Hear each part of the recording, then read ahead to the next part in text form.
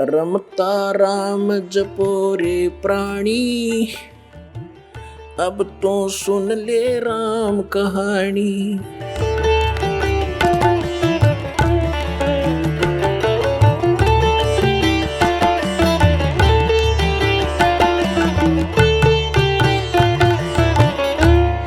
भगवान श्री कृष्ण जी का जन्म हुआ, मामा दुश्मन बन गया, जेल में जन्म हुआ और मामा शत्रु पीछे पड़ा रहा। कभी जरासिंह मारने आ रहा है, कभी शिशुपाल लठ उठा रहा है, कभी जरासिंह, कभी काल्यवन आ गया। आखिर में भगवान ने, यानी ये तीन लोग का जो इतना सामर्थ्य है इस मालिक ने, अपने को राहत प्राप्त करने के लिए कि शायद कुछ सुख का सांस मुझे आ जावे, मथुरा छोड़ दी और द्वारका बनाई। बहुत दूर जाके जंगल होते थे पहले, बीच में बिल्कुल कट ऑफ हो जाता था, पता भी नहीं लगता था कहाँ चले गए लोग। द्वारका समुद्र के अंदर एक टापू में जाकर अपना जीवन निर्वाह किया।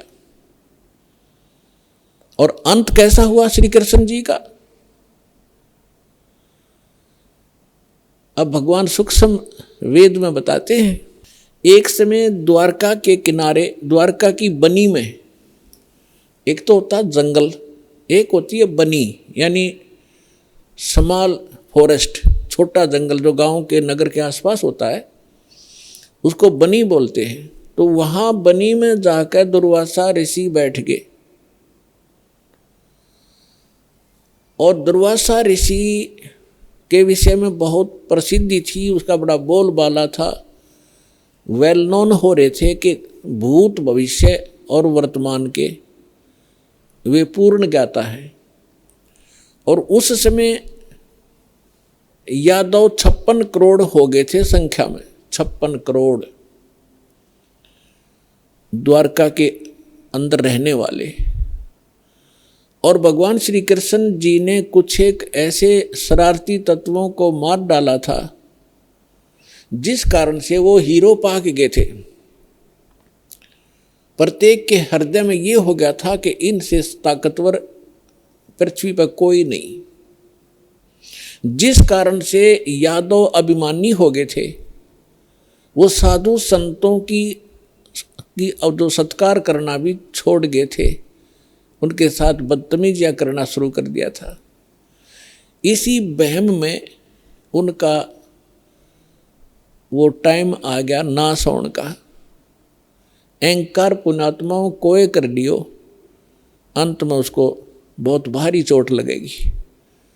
जीव ही रहना चाहिए, जीव को अपनी औकात का पता लगा रहना चाहिए ताकि वो आधीन बनकर रहे। आधीनी के पास है पूर्ण ब्रह्म दयाल, मान बड़ाई मारियो बेअदबी सिरकाल।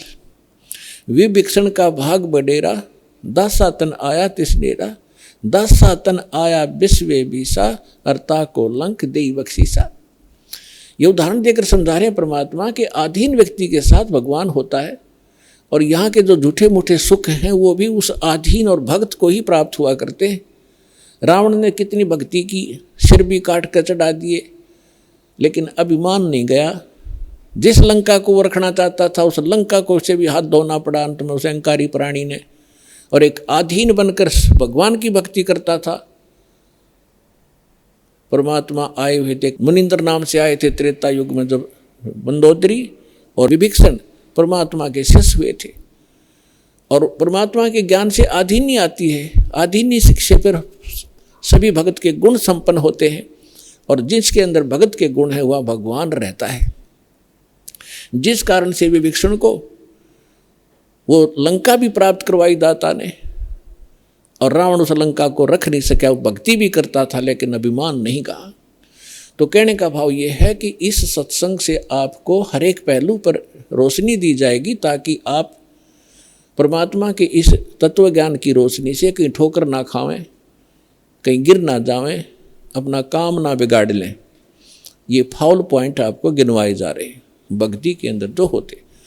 तो यहाँ परमात्मा कहते हैं कि आदीनी के पास है वो पूर्ण ब्रह्म दयाल, मान बड़ाई मारियो हो बेअदबी सिरकाल।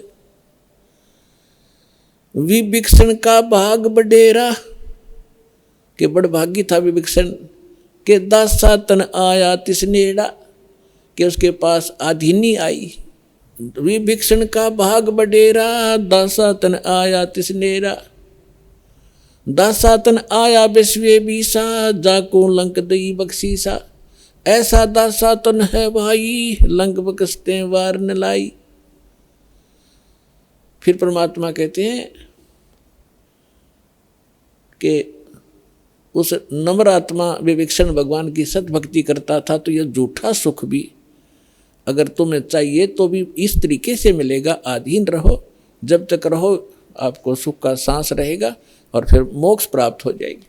आप सुन रहे थे जगत गुरु तत्वदर्शी संत रामपाल जी महाराज जी के मंगल प्रवचन। अधिक जानकारी के लिए विजिट कीजिए हमारी वेबसाइट www.jagatgururampalji.org। संत रामपाल जी महाराज जी के शुभ आशीर्वाद से पूरे विश्व भर में 500 से भी ज्यादा नाम दीक्षा केंद्र हैं, जिन पर संत रामपाल जी महाराज जी द्वारा ऑनलाइन निशुल्क नाम दीक्षा दी जा रही है। अपने नजदीकी नाम दीक्षा केंद्र का पता करने के लिए संपर्क करें 8222880541।